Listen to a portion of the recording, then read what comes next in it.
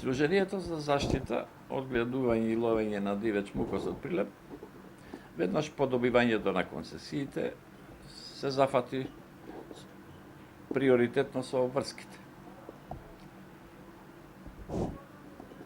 Една од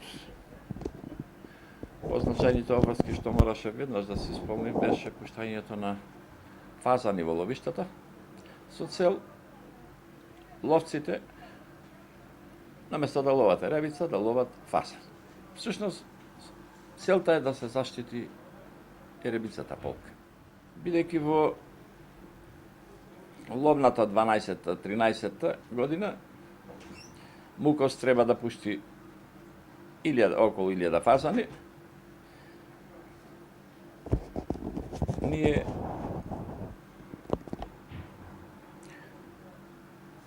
сега пуштивме прво 500, а 500 ќе пуштиме и идната година. Со тоа, всушност, ќе исполниме една од обврските што сме презеле со ловостопанските основи. Во текот на 2012 и 2013 година имаме обврска да пуштиме уште 12 диви свињи и 6 срни во нашите ловишта. Во текот на ноември или декември ќе пуштиме дел од овие диви свињи и срни, а во текот на 2014-та ќе ги пуштиме и останатите. Во 2012 и 2013 немаме обврска да градиме нешто, но веќе од 2014 година ќе почнеме со градење на објекти во ловиштата. Сдруженијето Мукос на тендерот доби 13 ловишта, од кои 2 за крупен и 11 за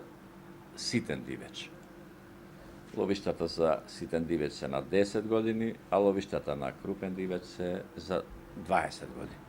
Овие ловишта се сите во општина Прилеп, општина Долнени, општина Кривогаштани, бившата општина Тополчани и бившата општина Маријов. Прво мора да се изградат повеќе волиери во сите ловишта за ситен дивеч, а потоа ќе приспособиме барем 2 ловечки куќи во ловиштата за крупен дивеч. Да можат ловците, туристи, ловците, гости, кога ќе дојдат на лов, да престојуваат во тие куќи. Тоа е и целта. Многу одамна во Прилеп доаѓаат ловци од Италија, Грција, Франција. А тоа не е прекинато и сега. Уште на почетокот на сезонава, веќе 20 на грчки ловци на 1, 2 и 3 август оваа година ловеа прелетен дивеч, односно грлици, подполошки, гулаби, пајки. Сигурно дека туристи ќе доаѓаат во теков на цел овој месец и до 15 септември, ако не и до крајот на септември, но имаме најава веќе и на ловци од Франција за лов на еребица за октомври и ноември. Сигурно дека на нашата веб страна ќе се јават и други заинтересирани ловци од Европа. Ловниот туризам е позната туристичка гранка во Македонија многу одамна.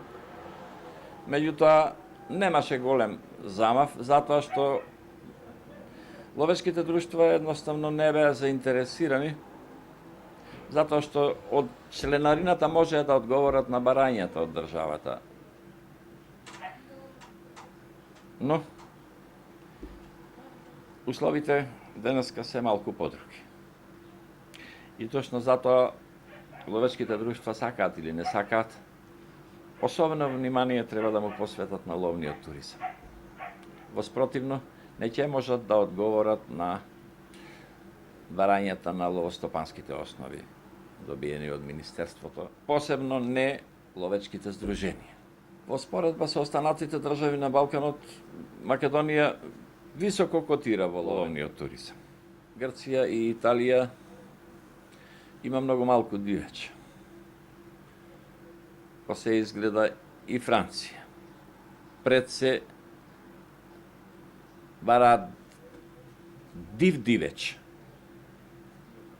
а не дивеч пуштен од волиери.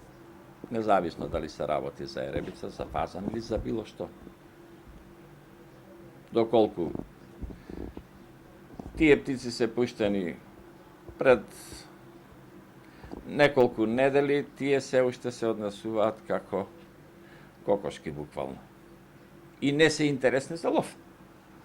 Додека еребицата, фазанот, кој што се извеле во природа, тие се веќе диви и навистина е не само умешност, туку и уметност да се отстрела таков вид дивеч. Точно затоа се интересни ловиштата во Македонија. Како концесионери со ловократството се соочуваме скоро секојдневно. Нашите ловочувари постојано се на терен и многу често ловократците ја плаќаат цената. По се изгледа дека ловократците увидоа дека ние навистина мислиме да го заштитиме дивечот. И тоа во вистинска смисла на зборот, да се надеваме дека и свеста ќе проработи, но и навистина високите казни. Да се плати една грлица и еден гулап со 1500 или 3000 евра е многу пари.